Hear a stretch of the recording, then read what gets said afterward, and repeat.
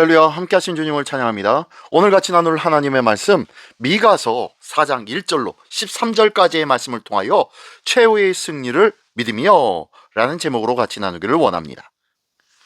오늘 본문에서 미가 선지자는 절망적인 현실에서 하나님의 약속하신 희망찬 미래로 시선을 돌립니다. 그날에 남은 자들이 돌아오고 평화의 시대가 열릴 것임을 선포하고 있는 내용의 말씀이 오늘 본문의 말씀인데요. 자, 한 절 한 절씩 읽으며 같이 나누기를 원합니다. 먼저 1절로 5절까지의 말씀입니다. 끝날에 이르러는 여호와의 전의 산이 산들의 꼭대기에 굳게 서며 작은 산들 위에 뛰어나고 민족들이 그리로 몰려갈 것이라. 곧 많은 이방 사람들이 가며 이르기를 오라 우리가 여호와의 산에 올라가서 야곱의 하나님의 전에 이르자. 그가 그의 도를 가지고 우리에게 가르치실 것이니라. 우리가 그의 길로 행하리라 하리니 이는 율법이 시온에서부터 나올 것이요 여호와의 말씀이 예루살렘에서부터 나올 것임이라. 그가 많은 민족들 사이에 이를 심판하시며 먼 곳 강한 이방 사람을 판결하시리니 우리가 그 칼을 쳐서 보습을 만들고 창을 쳐서 낫을 만들 것이며 이 나라와 저 나라가 다시는 칼을 들고 서로 치지 아니하며 다시는 전쟁을 연습하지 아니하고 각 사람이 자기 포도나무 아래와 자기 무화과나무 아래에 앉을 것이라. 그들을 두렵게 할 자가 없으리니 이는 만군의 여호와의 입이 이같이 말씀하셨습니다. 만민이 각각 자기의 신의 이름을 의지하여 행하되 오직 우리는 우리 하나님 여호와의 이름을 의지하여 영원히 행하리로다. 아멘. 아멘. 네.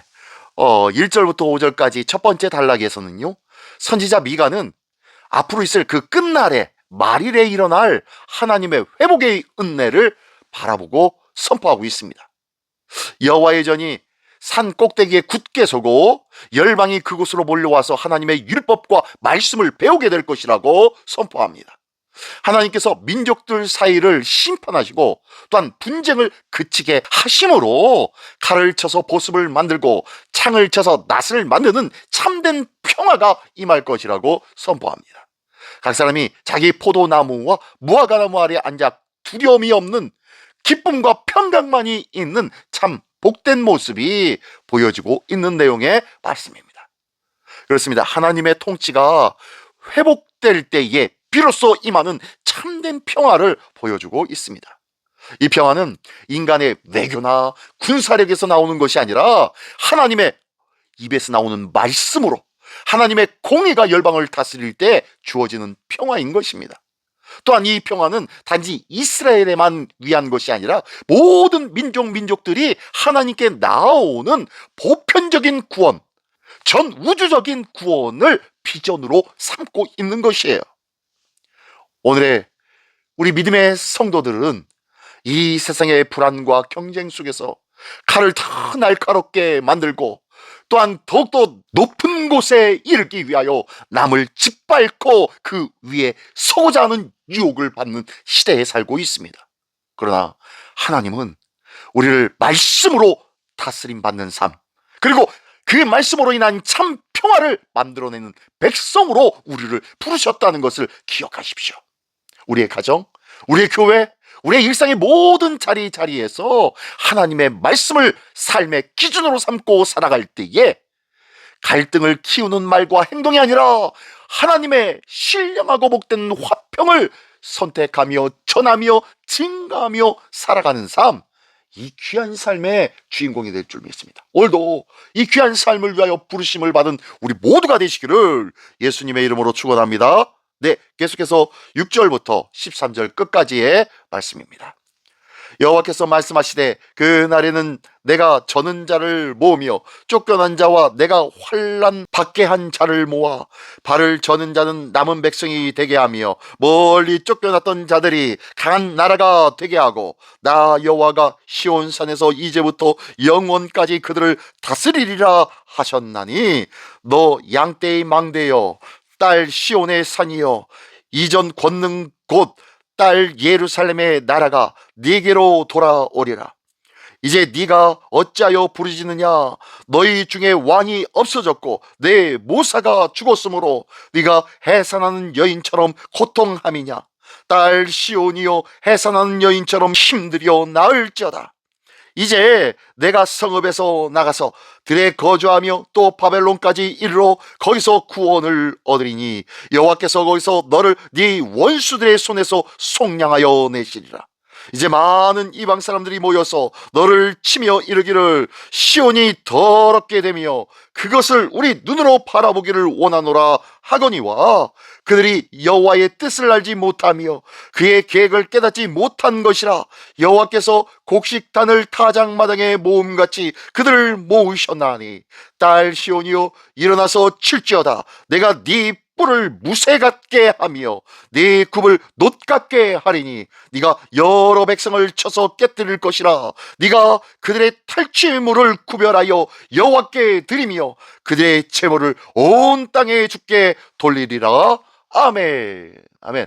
네, 두 번째 단락 6절부터 13절까지의 말씀 속에서는요, 하나님께서는 환난과 흩어짐 가운데에 있는 이 절뚝발이와 같은 인생, 쫓겨나 버렸던 자들을 다시 모시겠다고 선언하고 있습니다. 시온은 잠시 고통을 겪고 진통을 당하겠지만 결국 하나님 여호와께서는 친히 그들을 구원하시고 왕이 되어 다스리겠다고 말씀하시는 거예요. 열방은 시온을 치기 위해 모이지만 오히려 하나님은 그들을 심판하시고 시온을 회복의 도구로 사용하신다고 말씀하고 있어요. 고난을 통과한 후에 완성되는 하나님의 나라의 모습이 바로 이러한 모습입니다. 하나님의 백성은 고통 없이 영광에 이르지 않습니다. 기억하십시오. 그러나 그 고난은 버림이 아니라 회복을 위한 과정이라는 것을 기억하십시오. 하나님은 연약한 자들을 들어 당신의 거룩한 하나님의 나라를 세우시는 줄 믿으시기 바랍니다.